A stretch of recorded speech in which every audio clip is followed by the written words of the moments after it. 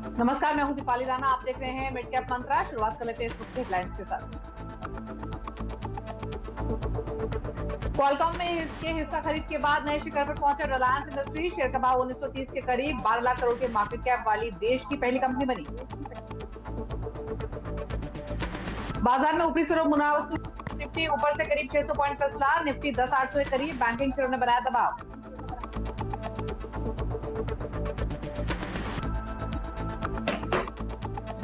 आर्थिक समेत करीब 6 कंपनियों में ओएफएस के जरिए सरकारी हिस्सेदारी बेचने की तैयारी। एनएमडीसी जैसी कंपनी में हो सकता है शेयर बायबैक। सीएनबीसी आवाज एक्सक्लूसिव। खबर के बाद सभी सरकारी कंपनियों में तेजी। आईटी और मेटल शेयरों में अच्छी रौनक। निफ्टी आईटी इंडेक्स करीब 2.25% उछला। एलएनटी इन्फोटेक 5% से ज्यादा दौड़ा। इन्फोसिस, एचसीएल जैसे शेयर भी 2% से ज्यादा भागे। वहीं मेटल में हिंदुस्तान जिंक 6% चढ़ा।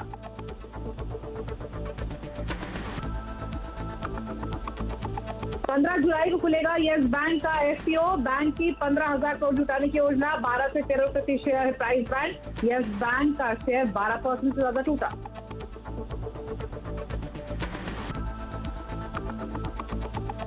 आज से खुला रोजरी बायोटेक का आईपीओ। 423 से 425 रुपए है प्राइस बैंड। अब तक 17% भरा इशू।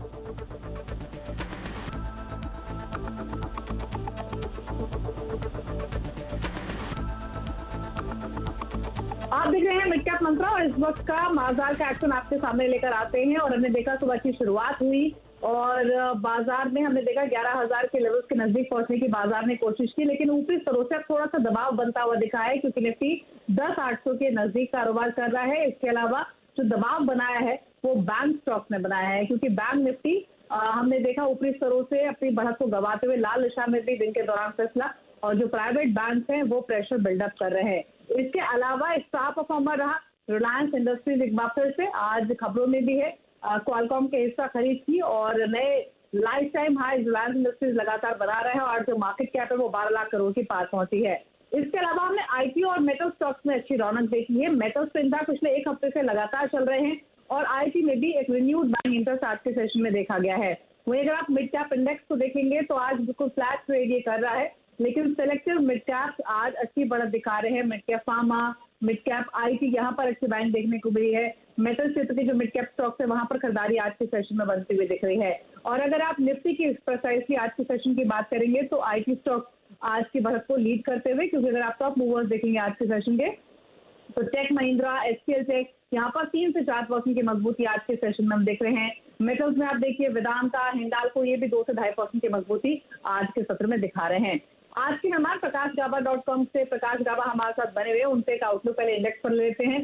प्रकाश जी, एक अच्छी स्ट्रेंथ हमने आज के सेशन में बनते हुए देखी, लेकिन ऊपरी स्तरों से बाजार हल्का हुआ है और अब 10,800 के नजदीक निफ्टी कारोबार कर रहा है।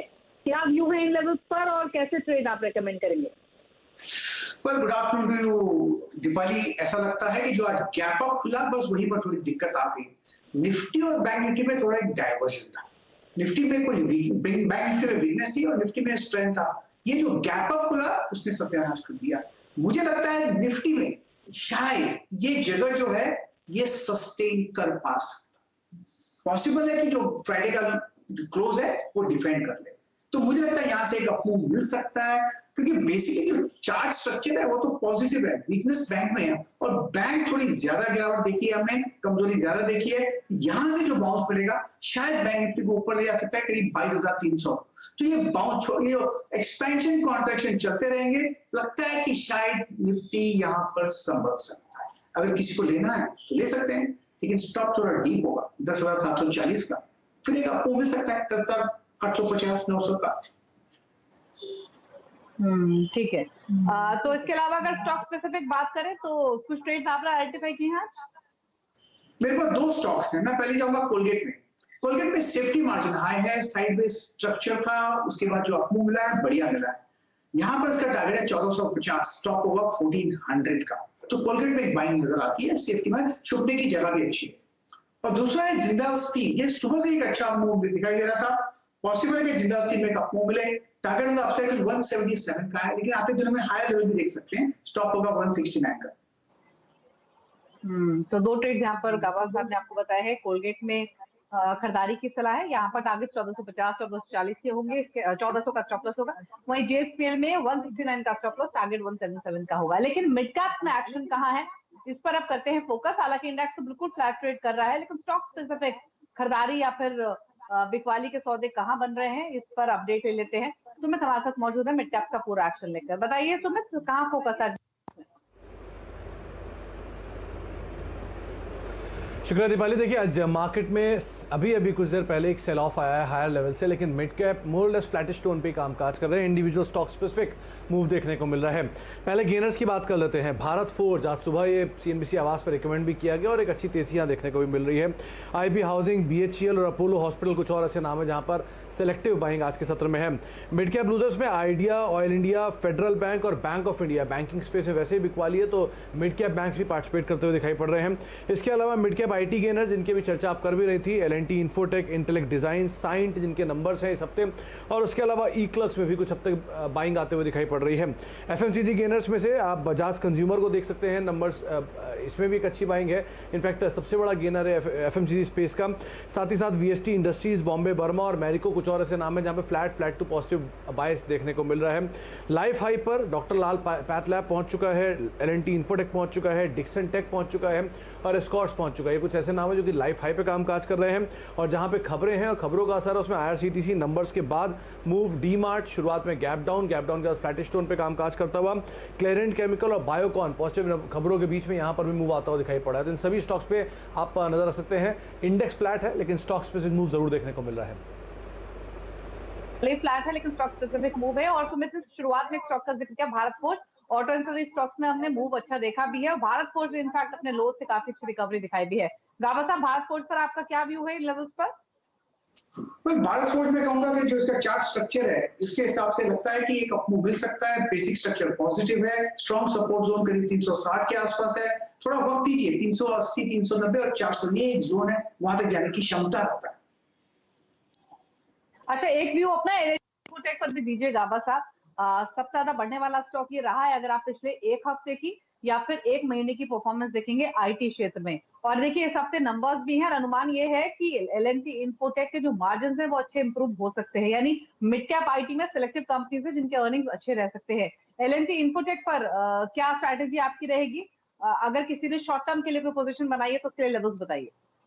देखिए ऐसा है कि ऑल टाइम हाई पर ट्रेड कर रहा है एलएनटी इन्फोटेक और जो मूव मिला है करीब 1900 से 2200 का, बहुत पैराबोलिक मूव, बहुत फास्ट मूव है। तो इनको सबसे पहले अगर किसी के पास है तो 2100 का एक स्टॉक कराना चाहिए क्योंकि अच्छा बढ़ा है, 4% अप है आज एलएनटी इन्फोटेक। मुझे लगता है और भी हाई लेवल देखने को मिल सकते हैं। वीकनेस तो नहीं है स्टॉक में, लेकिन अपने आप को जो प्रॉफिट है प्रोटेक्ट करने के लिए 2100 का होना चाहिए। ऐड करना है तो यहाँ पर ऐड कर सकते हैं। स्टॉप लगाइए 2100 का, थोड़ा डीप है लेकिन उतना जरूरी है। तो व्यू पॉजिटिव ही है। 2100 के स्टॉप लॉस के साथ खरीदारी की जा सकती है, फिर खरीदी हुई पोजीशंस तो होल्ड कर सकते हैं। लेकिन आईटी बस इसलिए भी कर रहा है क्योंकि इस हफ्ते एलएनटी इन्फोटेक के ही नहीं, माइंडट्री, विप्रो, एक्सेलटेक के भी नंबर्स हैं। विप्रो और माइंडट्री के नतीजे इनफैक्ट कल आएंगे। तो सुमित हमारे साथ ऑलरेडी बने हुए हैं, उनसे समझ लेते हैं कि दोनों कंपनीज के नंबर्स कैसे एक्सपेक्टेड है। सुमित बता, पहले तो माइंडट्री क्या अनुमान लगाया जा रहा है, कैसे नंबर्स आने की पॉसिबिलिटी है? देखिए दीपाली, सीक्वेंशियल बेसिस पे तो नंबर्स थोड़े से वीक की बात हो रही है। हालांकि वाई बेसिस पे नंबर्स लो बेस की वजह से थोड़े बेहतर आते हुए दिखाई पड़ेंगे। इनका भी जो ट्रेवल वर्टिकल है, हॉस्पिटैलिटी वर्टिकल है, वो मेजर रेवेन्यू ड्राइवर के तौर पे होता है, तो एक वहाँ से भी डेंट आने की उम्मीद इस क्वार्टर में लगाई जा रही है। और एनालिस्ट इसीलिए मान के भी चल रहे हैं कि शायद नंबर्स थोड़े वीक भी होंगे और कमेंट्री और क्रूशियल होगी किस तरह की आती है आने वाले टाइम में, खासतौर से इस वर्टिकल को लेकर। तो करीब 5-5.25% के आसपास रेवेन्यूज टूटने का अनुमान है। ऑपरेटिंग मुनाफा भी रफली 5-5.5% के आसपास ही टूटने की बातचीत कर रहे हैं और आय फ्रंट पर ये डॉलर रेवेन्यू भी 8% के आसपास टूटने का अनुमान है। तो मेजरली क्रॉस करेंसी का impact plus profitability hit, margin shrink होंगे और साथ साथ हॉस्पिटैलिटी बिजनेस जो इनके लिए की वर्टिकल है वहाँ पर भी एक इम्पैक्ट आता हुआ दिखाई पड़ेगा। एक और चीज़ जो इंपॉर्टेंट रहने वाली है इस क्वार्टर में कि जो टॉप क्लाइंट्स हैं उनको लेकर आउटलुक क्या आता है और वहाँ से कमेंट्री किस तरह की होती है, जिसके ऊपर आप नज़र रखें। लेकिन इससे ज़्यादा इंटरेस्टिंग नंबर आपको विप्रो के दिखाई पड़ेंगे। विप्रो के केस में 2-3 चीज़ें हैं जो कि बहुत हाईलाइट होंगी। 20% के आसपास का जो इनका रेवेन्यू है वो retail, hospitality, oil and gas और ऑटो से आता है और ये वर्टिकल्स जो हैं वो इस बारी मेजर इम्पैक्टेड रहेंगे। तो इस लिहाज से यहाँ पर किस तरह की कमेंट्री है, किस तरह के नंबर्स हैं, इस पर नज़र रखें। दूसरा, डॉलर रेवेन्यूज करीब करीब 194 करोड़ आने का अनुमान है, जो 207 करोड़ के सामने आएंगे तो वीक साइड पर यह भी नंबर होगा। रुपी रेवेन्यू करीब करीब 7% टूटने का अनुमान है इस क्वार्टर में। ऑपरेटिंग मुनाफा 2321 करोड़ रह सकता है और मार्जिन भी 17.5 से टूट के 15-15.5% की रेंज में आएंगे। मैनेजमेंट चेंज हुआ है, नए सीईओ हैं, तो उनकी क्या आगे की सोच है, किस तरह के वो गाइडेंस देते हैं, ये 2-3 चीज़ें हैं जिन पर नज़र रखें। लेकिन हाँ, इस बार ये उम्मीद यही लगा के चलिए कि विप्रो अपनी जो गाइडेंस देता था तिमाही में वो नहीं देने वाला, जो कि पिछले क्वार्टर में भी इन्होंने हाईलाइट किया था। तो ये 2-3 चीज़ें हैं, इस पर आप नज़र रखें। और आखिरी में इनका एक बीपीओ बिजनेस है जहाँ पर भी थोड़ा प्रेशर आने का अनुमान है, क्योंकि बीपीओ को वर्क फ्रॉम होम से अप्रूवल्स जो थे क्लाइंट की साइड से उसको मिलने में थोड़ा डिले हुआ था, तो उसका भी एक इम्पैक्ट रह सकता है। तो की हाईलाइट यही रहेगी कि नंबर थोड़े वीक साइड पर है, लेकिन दोनों ही केसेस में कमेंट्री काफी इंपॉर्टेंट है, किस तरह की मैनेजमेंट देते हैं। बिल्कुल, इनफैक्ट इस बार के अर्निंग्स में रिजल्ट से ज्यादा इंपॉर्टेंट सभी मैनेजमेंट की कमेंट्री यानी आगे के आउटलुक पर ही रहेगी। लेकिन सुमित ने विप्रो और माइंडट्री का जिक्र किया, और विप्रो का जैसे सुमित ने बताया भी कि कई सेगमेंट्स में कंपनी है और हेल्थ केयर वर्टिकल जहां पर पॉजिटिव ट्रेंड्स दिखे हैं वहां पर अच्छा एक्सपोजर है विप्रो का भी और एस्टेल सेक्टर। तो विप्रो और साथ ही माइंडट्री दोनों पर गाबा साहब लेवल्स बताइए, ऊपर नीचे दोनों की तरफ क्रिटिकल नंबर्स आने हैं। ट्रेड अगर किसी ने लिया है रिजल्ट्स के हिसाब से तो उनके लिए क्या व्यू है? विप्रो तो एक सुबह से एक अच्छा मूव दिखाई दे रहा है, टेक्नोलॉजी भी अच्छा दिखाई दे रहा है। विप्रो का पॉसिबल है कि अप मूव मिल सकता है, ऑन द अपसाइड टारगेट करीब 235 के करीब जा सकते हैं। रही बात माइंडसेट की, सॉरी माइंडट्री की, पर माइंडट्री मुझे लगता है कि काफी हद तक एक रेजिस्टेंस के आसपास जा रहा है, वो करीब 1050 के करीब, 1000 का जो स्ट्रॉन्ग सपोर्ट जोन था पर उसको पार कर लिया है। मेरे ख्याल से अब 980 का स्टॉप लगा के लेना होना चाहिए, शायद 1050 जा सकता है। ये 3 डिजिट से 4 डिजिट जाना एक अच्छा मूव दिखाई दे रहा है मुझे।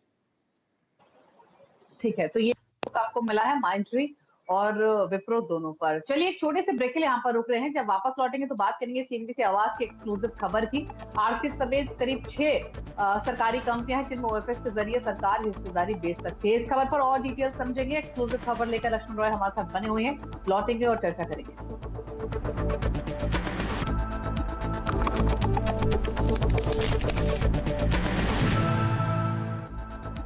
आप देख रहे हैं मिड कैप मंत्रा और अब बात करेंगे सीएनबीसी आवाज की एक्सक्लूसिव खबर की। दरअसल सरकारी कंपनियों में हिस्सेदारी बेचने के लिए सरकार करीब आधे दर्जन कंपनियों में ऑफर फॉर सेल यानी ओएफएस लाने की तैयारी में है। और जो एक्सक्लूसिव इंफॉर्मेशन हमें मिली है उसके मुताबिक जिन कंपनियों के पास मोटा कैश रिजर्व है उनके लिए शेयर बायबैक के प्रस्ताव पर भी विचार किया जा सकता है। लक्ष्मण रॉय इस एक्सक्लूसिव खबर के साथ हमारे साथ बने हुए हैं। लक्ष्मण बताइए क्या डिटेल्स हैं? देखिए, दरअसल जैसे जैसे कारोबारी साल खत्म हो रहा है, सरकार को चिंता इस बात की सता रही है कि विनिवेश का जो हमने लक्ष्य पूरा रखा है उसको कैसे पूरा किया जाए। दूसरा, सरकारी खजाने में पैसे की बहुत ज़रूरत है, तो स्ट्रेटेजिक सेल एक होता है विनिवेश का तरीका, लेकिन वो लंबी प्रक्रिया होती है, इसलिए सरकार अब दूसरी प्रक्रिया को अपना रही है। उनमें से एक है ऑफर फॉर सेल यानी ओएफएस, दूसरा है शेयर बायबैक। जो सूत्र बता रहे हैं उसके मुताबिक बहुत जल्दी कम से कम 6 सरकारी कंपनियों में सरकार ऑफर फॉर सेल लाने वाली है। उनमें एक कंपनी है आरसीएफ, राष्ट्रीय केमिकल फर्टिलाइजर। इसके लिए ऑफर फॉर सेल लाया जाएगा, सरकार अपनी 10% हिस्सेदारी बेचेगी और इसके लिए आईएमजी की बैठक पिछले हफ्ते हो चुकी है। बहुत जल्द मर्चेंट बैंकर और लीगल एडवाइजर और सेलिंग ब्रोकर की नियुक्ति की जाएगी। इसी तरह मिधानी और शिप बिल्डिंग कंपनी जो है, दोनों में ऑफर फॉर सेल सरकार लाने जा रही है। इसकी प्रक्रिया अंतिम चरण में है और ऐसे ही 2 से 3 कंपनियां और है। दूसरा तरीका है जिस पर सरकार काफी जोरों से काम कर रही है वो है शेयर बायबैक। जो कंपनियां कैश रिच कंपनी है, जिसके पास कैश सरप्लस काफी ज्यादा है, उनमें सरकार शेयर बायबैक करेगी। जैसे एनएमडीसी हो गई या फिर ऑयल गैस सेक्टर की कंपनी हो गई, पावर सेक्टर की कंपनी हो गई। तो ऐसे करीब 6 कंपनियों की पहचान की गई है जिसमें शेयर बायबैक किया जाएगा और इसके लिए भी इंटर मिनिस्ट्रियल ग्रुप की बैठक इसी हफ्ते होने की संभावना है। जी, तो इसी हफ्ते इंटर मिनिस्ट्रियल ग्रुप की बैठक हो सकती है। आरसीएफ, एनएमडीसी समेत कई कंपनियां हैं जो कि फोकस में रहेंगी। लेकिन आरसीएफ पर एक व्यू ले लेते हैं गाबा साहब का। 51 रुपए के आसपास ही ट्रेड कर रहा है, 60 रुपए के इसके 52 हफ्तों के ऊपरी स्तर है और इसने मार्च लो से काफी शानदार रिकवरी दिखाई जो कि 22-23 रुपए के आसपास थे। जिनके पास हो जिन किसी भी इन्वेस्टर्स के पास ये स्टॉक है उनके लिए क्या सजेशन होगा गाबा साहब आपका? सबसे पहले 50 रुपए का स्टॉप लगाना चाहिए राष्ट्रीय केमिकल एंड फर्टिलाइजर और होल्ड करना चाहिए, क्योंकि अपमूव मिला है वहां पर कहीं तो होल्ड कर रहा है, तो 50 का एक स्टॉप जरूरी है। अगर किसी के पास नहीं है और खरीदना है तो खरीद सकते हैं, लेकिन 50 का स्टॉप जरूर लगाइए उसके नीचे। और कहां तक जा सकता है, शायद 53-50 पर एक ट्रेडिंग बैट बनता है। तो यस, मार्केट डाउन है, लेकिन ये अवॉइड करने तो अच्छा रहेगा खरीदना। ठीक है, तो 50 रुपए का एक स्टॉप लॉस जरूर लगाइए अगर आपके पास ये स्टॉक हो, और आप होल्ड भी कर सकते हैं। चलिए, शुक्रिया गाबा साहब इस शो में आने के लिए और सभी शेयरों पर अपना व्यू आपने दिया, उसके लिए धन्यवाद। अब फटाफट से खिलाड़ी नंबर 1 का अपडेट भी आपके सामने लेकर आते हैं। इस हफ्ते मारवाड़ी शेयर्स की जय ठक्कर, निर्मल बंग की स्वाति होकर और अल्टामाउंट कैपिटल के क्रिस सुब्रमण्यम के बीच मुकाबला हो रहा है। आप इनके रिटर्न्स अगर आप देखेंगे इस वक्त के, तो जय और स्वाति की जो परफॉर्मेंस है वो नेगेटिव साइड पर है फिलहाल। बाजार भी ऊपरी स्तरों से नीचे आया है तो उसका इम्पैक्ट दिखा है। जय के जो अब तक के रिटर्न है वो -1.1% के आसपास है, स्वाति -7, और क्रिश सुब्रमण्यम प्रॉफिट्स में है और 2.5% के आसपास का रिटर्न इनका पोर्टफोलियो भी दे रहा है। हालांकि एक अपडेट ये भी है कि क्रिस ने हैथवे केबल्स में खरीदारी करने की सलाह की थी और वहां पर इन्होंने प्रॉफिट्स लेने का सजेशन अब दिया है, तो प्रॉफिट्स आप ले सकते हैं हैथवे केबल में, जो कि अभी 6.5 से 7% ऊपर 34 पैसे के आसपास ट्रेड कर रहा है। चलिए, इसी के साथ एक ब्रेक का वक्त हो गया है। ब्रेक के पार आप देख सकते हैं नोया कामती आशीष शर्मा के साथ। नमस्कार।